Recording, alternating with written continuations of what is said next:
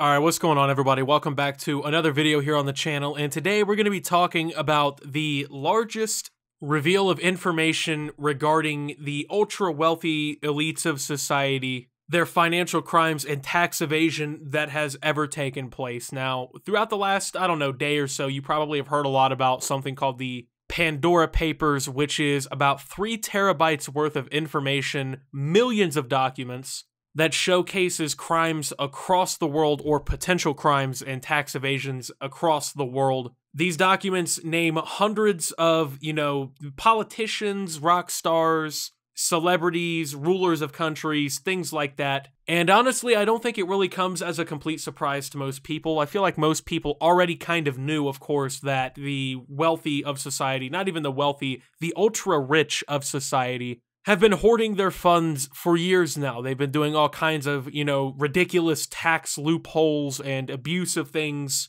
to hold on to their money. And, this isn't anything new. This has happened throughout history, but this is the biggest release of information like this ever.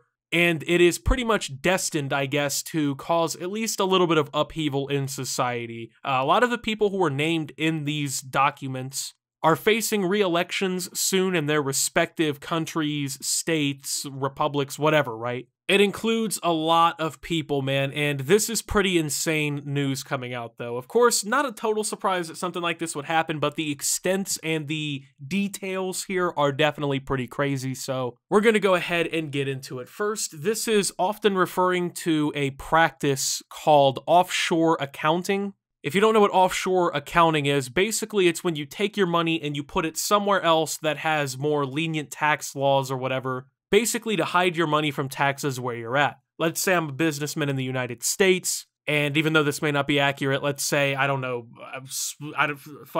France, okay? They've got better tax laws or whatever. If you host your money there or whatever, you'll face less taxes than what you would if you had it in a US account that the IRS can, look into or whatever. So people oftentimes, especially billionaires and stuff, will put their money in these accounts like this in foreign countries and in foreign banks to kind of hide it. And a lot of these documents will be talking about this practice, the extent that it goes, and how tens of millions of dollars in some circumstances worth of value has been basically traded this way between the rich. So other wealthy individuals and companies stash their assets offshore to avoid paying tax elsewhere, a legal activity estimated to cost governments billions in lost revenues. After more than 18 months analyzing the data in the public interest, The Guardian and other media outlets will publish their findings over the coming days, beginning with revelations about the offshore financial affairs of some of the most powerful political leaders in the world. They include the ruler of Jordan, King Abdullah II, who, leaked documents reveal, has amassed a secret $100 million property empire spanning Malibu, Washington, and London. The king declined to answer specific questions but said that there would be nothing improper about him owning properties via offshore companies. Jordan appeared to have blocked the ICIJ website on Sunday, hours before the Pandora Papers launched.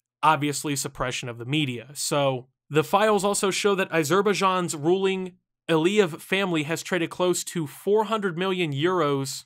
I'm sorry, that would be British pounds. So 400 million in British pounds of UK property in recent years. One of their properties was sold to the Queen's Crown Estate, which is now looking into how it came to pay 67 million pounds to a company that operated as a front for the family that runs a country routinely accused of corruption. The Aliyevs declined to comment. The Pandora Papers also threatened to cause political upsets for 2 European Union leaders. The Prime Minister of the Czech Republic, Andrej Babiš, who is up for election this week, is facing questions over why he used an offshore investment company to acquire a $22 million chateau in the south of France. He, too, declined to comment. And in Cyprus, itself a controversial offshore center, the president, Nikos Anastasiades, may be asked to explain why a law firm he founded was accused of hiding the assets of a controversial Russian billionaire behind fake company owners. The firm denies any wrongdoing, while the Cypriot president said that he ceased having an active role in its affairs after becoming leader of the opposition in 1997. Not everyone named in the Pandora Papers is accused of wrongdoing. The leaked files reveals that Tony and Sherry Blair saved £312,000 in property taxes when they purchased a London building partially owned by the family of a prominent Bahraini minister. The former prime minister and his wife bought the £6.5 million office in Marylebone, or Marylebone by acquiring a British Virgin Islands offshore company. While the move was not illegal and there's no evidence that the Blairs proactively sought to avoid property tax, the deal highlights a loophole that has enabled wealthy property owners to not pay a tax that is commonplace for ordinary Britons. So these are just a few, I guess, instances we'll go through more later in the video of, some of this tax evasion, property tax evasion, millions upon millions of dollars worth of value that has appeared in the Pandora Papers. Now, obviously, is this important news? Yes, it should be. I mean, we're talking about not only, celebrities and things like that, Hollywood actors and actresses. That would be, I guess, routine, of course, but I don't think would be as important as multiple government leaders. I mean, we're talking about people in the European Union, the King of Jordan. We're talking about some pretty serious names. These aren't just anyone and everyone, right? I mean, obviously, a lot of people do commit tax fraud and things like that, especially rich people. But at the end of the day, man, these are people who have legitimate power, right? What they say matters to people, okay? They are the leaders, or at least some of the higher-ups of their respective countries. Not only are they supposed to be representing their countries and the people there, but they also are supposed to be just as vulnerable under the law. Obviously, no one's supposed to be above the law, but these people have been getting away with these things for a long time. It's not like, of course, this is anything new. This isn't anything that we just learned. This has been something that people have known about forever. I mean, people joke about it all the time, right? Like, oh, the billionaire doesn't pay any taxes, things like that. People literally have this go down in their lives. I mean,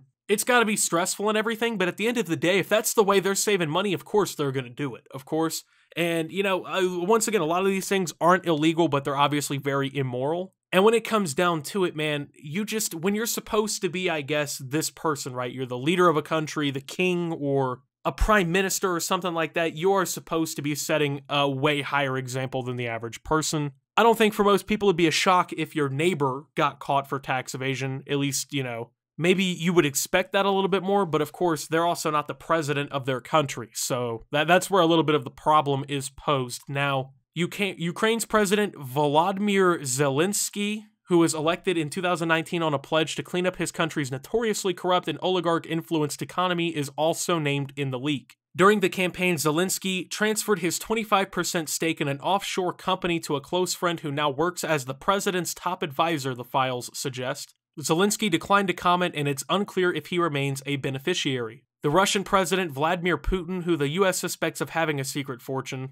does not appear in the files by name, but numerous close associates do, including his best friend from childhood, the late Peter Kolbin, who critics have called a wallet for Putin's own wealth, and a woman the Russian leader was allegedly once romantically involved with. None responded to invitations to comment. The Pandora Papers also place a revealing spotlight on the offshore system itself. In a development likely to prove embarrassing for the US President Joe Biden, who has pledged to lead efforts internationally to bring transparency to the global financial system, the US emerges from the leak as a leading tax haven. The file suggests the state of South Dakota, in particular, is sheltering billions of dollars in wealth linked to individuals previously accused of serious financial crimes. The offshore trail also stretches from Africa to Latin America to Asia and is likely to pose difficult questions for politicians across the world. In Pakistan, Munis Elahi, a prominent minister in Prime Minister Imran Khan's government, contacted an offshore provider in Singapore about investing $33.7 million. In Kenya, the president Uhuru Kenyatta has portrayed himself as an enemy of corruption. In 2018, Kenyatta told the BBC, quote, "Every public servant's assets must be declared publicly so that the people can question and ask what is legitimate. He will come under pressure to explain why he and his close relatives amassed more than 30 million of offshore wealth, including property in London." Kenyatta did not respond to inquiries about whether his family wealth was declared to relevant authorities in Kenya. So when you see these leaks, it even includes these politicians that have been, crusading about, we got to do better. We got to clean up the tax havens. We got to fix these crimes going on, these tax evasions. We got to handle this, man. Somebody should stand up for the people. You'll notice that these guys are even being named in these leaks for people who were amassing tens of millions of dollars of wealth, or, they were holding fucking property or stakes in companies, all kinds of crazy things. So no one's really spared. It's not like this is the typical targets, the people who are always under the table being greedy. These are people who've even publicly come out and been like, oh yeah, we're supposed to be doing something about this. now they're on the hot seat, right? Now they have questions that they got to answer. So at the end of the day, what does this news mean? What is it going to lead to? Where are we at with all of this? First and foremost, it is massive news. I mean, I assume it's hopefully going to get some coverage. It wouldn't surprise me if, certain outlets, especially ones that might be friends with or even participated in a lot of these schemes, they may not report it, but I feel like a lot of people are going to talk about this, man. This is big information. Even if it does confirm something we've known has been happening forever, it's still one of those things where it's like, yeah, we could use some full-on confirmation, right? Like, it wouldn't hurt. It wouldn't be a problem. And we've kind of got that. So what's going to happen from here? I don't really think anything massive. It's not like everyone named in this is going to face their day in court and be held to the highest extent of the law, right? It's more or less going to be a couple people may lose a little bit of support. They probably will find their way back into office in some way, if they even really face any threat to their office, and everything will move on just like that. So with that being said, though, thank you guys for watching. If you did enjoy, make sure to leave a like, subscribe if you're brand new around here on the channel, follow me over on Twitter and Twitch at @SubToOptimus. Make sure to check out Shop Opti down below. And until my next video, guys, this is Optimus, talking about the Pandora Papers and signing out.